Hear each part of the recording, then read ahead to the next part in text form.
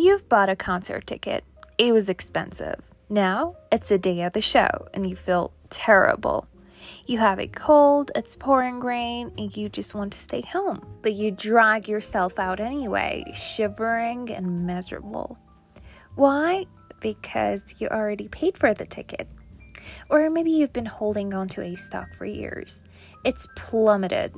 Every financial advisor says sell. But you can't because you've already invested so much time and money into it, and you just know it's going to bounce back. This isn't just stubbornness. It's a deep-seated neurological trap that makes you keep throwing good money, good time, and good energy after bad. Welcome to Thrive with Tima. The sunk cost fallacy is our irrational tendency to continue an endeavor once an investment of money, time, or effort has been made, even when it's clear that continuing is not the best decision.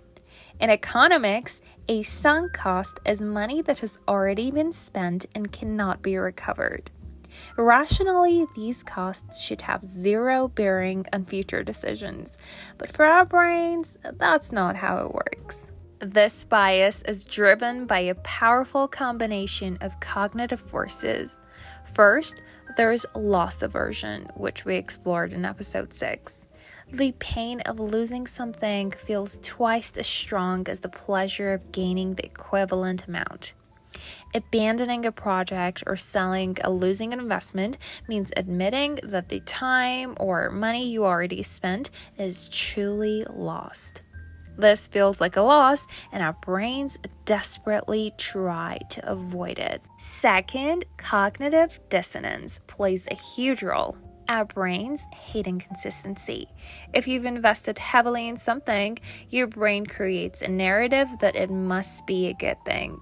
To admit it was a mistake, to cut your losses, creates a jarring conflict between your past actions and your present reality. So your brain prefers to cling to hope, to invest more, to prove your initial decision was right, rather than confront the uncomfortable truth. It's a self-justifying mechanism. Finally, there's the human desire for completion. Our brains are wired to finish what we start. There's a psychological pull, the Zeigarnik effect, to tie up loose ends. Abandoning a project feels like a failure, like leaving something incomplete, which our brain finds deeply uncomfortable. The sunk cost fallacy isn't just about finishing a bad movie. It's about making financially ruinous decisions that deplete your resources and trap you in cycles of failure. First, it makes you cling to failing investments. This is perhaps its most notorious financial consequence. You have invested $10,000 in a stock that's not worth $3,000.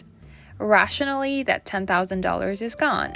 Your decision now should be, if I had $3,000 today, would I invest it in this stock? If the answer is no, you should sell. But the sunk cost makes you hold on, hoping it comes back, often writing it all the way to zero. This isn't hope. It's a psychological prison.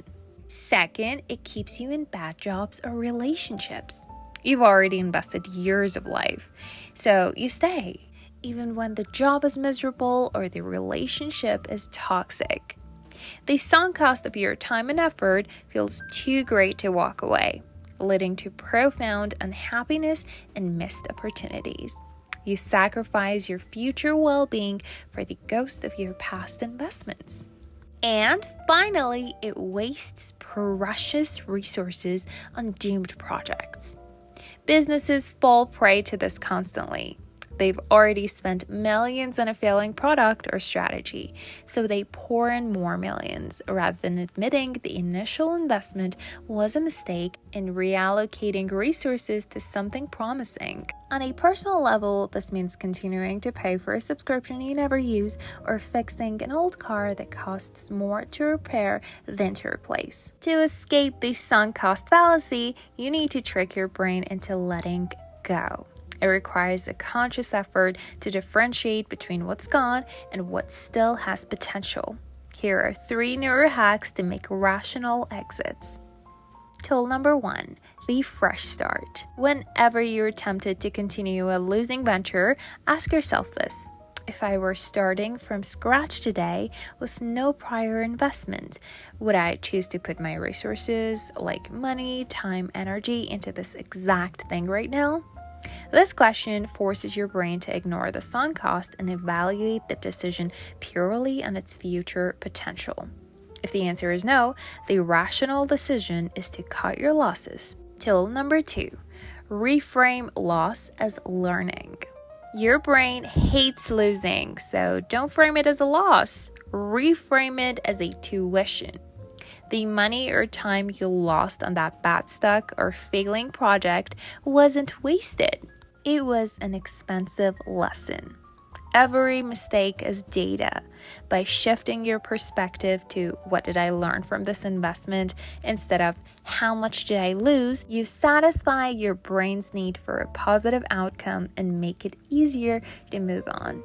And tool number 3, set pre-mortem exit triggers. The best way to avoid falling into the sunk cost trap is to pre-decide your exit. Before you invest in anything like a stock, a business venture, a major project, define your exit strategy. What specific conditions, metrics, or timeframes will trigger you to walk away, regardless of how much you already put in? Write it down. For example, if the stock drops 20% from my purchase price, I will sell. No questions asked. Or if the side project isn't profitable after 12 months, I will pivot or shut it down. This removes the emotional decision making from the equation when the pressure is on. The past is unchangeable. The money, time, and effort you've already invested are gone. They are irrelevant to the future. Your power lies in your ability to make smart decisions today, unburdened by yesterday's commitments. Don't let your past hold your future hostage. Cut your losses, embrace the lessons, and move forward with clarity. If this episode gave you the courage to finally let go of something you've been clinging to, share it with someone who needs that push and hit that subscribe button. Thank you for joining me on Thrive with Tima. Now, go make some smart exits. Love you, mean it. Tima.